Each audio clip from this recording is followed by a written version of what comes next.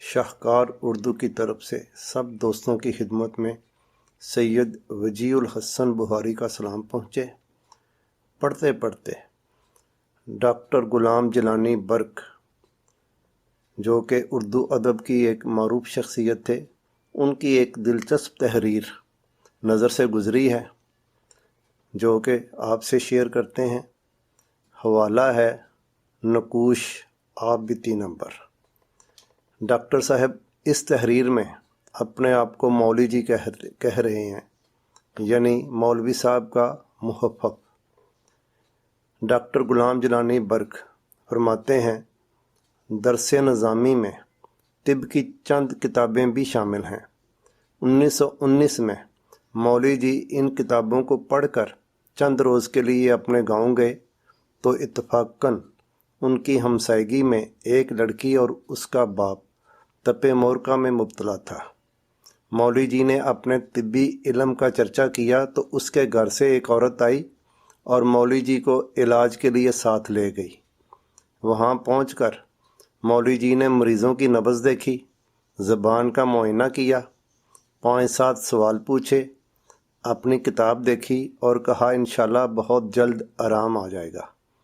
گھر پہنچ کر دوا تیار کی اور کہا کہ ایک گولی بیٹی کو کھلا دو، باپ کا علاج کل صبح شروع ہوگا۔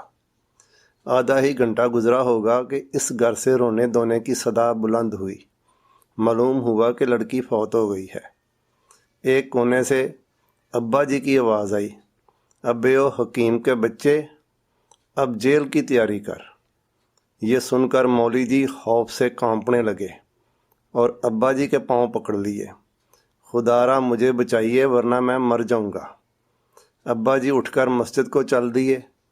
وہاں امام مسجد کو گانٹھا اور امام صاحب سیدھے اس گھر میں جا پہنچے۔ وہاں عورتیں اس قسم کے بیان کر رہی تھیں، اور ظالم مولیا، اس بیچاری نے تیرا کیا بگاڑا تھا؟ اس مولوی کو سانپ ڈسے، اس کی داڑھی کو آگ لگے، اس کا کھانا خراب ہو، وغیرہ وغیرہ۔ امام صاحب نے پہنچتے ہی سب کو ڈانٹا کہ ارے او ظالم کی بچیو، یہ کیا کفر بک رہی ہو؟ موت کا وقت مقرر ہے اور سب کچھ اللہ کے ہاتھ میں ہے۔ یہ رونا دھونا بند کرو اور درود شریف پڑھو، ورنہ متوفیہ کی روح آسمان کے کناروں پر رکی رہے گی اور اسے بہشت میں جانے کی اجازت نہیں ملے گی۔ اس پر سب عورتیں خاموش ہو گئیں اور مردوں نے بھی لان تان چھوڑ دیا۔ اللہ کی شان کہ 1 گھنٹے بعد اس لڑکی کا والد بھی فوت ہو گیا۔ اس کے بعد حکیم صاحب کے متعلق لوگوں کی بدگمانی رفع ہو گئی، اور شام کے وقت جب 2 جنازے گاؤں سے نکل رہے تھے تو حکیم صاحب کی گاڑی گجرہاں سے نکل چکی تھی۔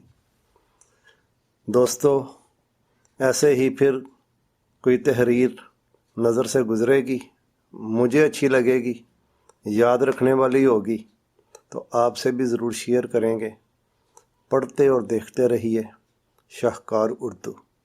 اللہ حافظ۔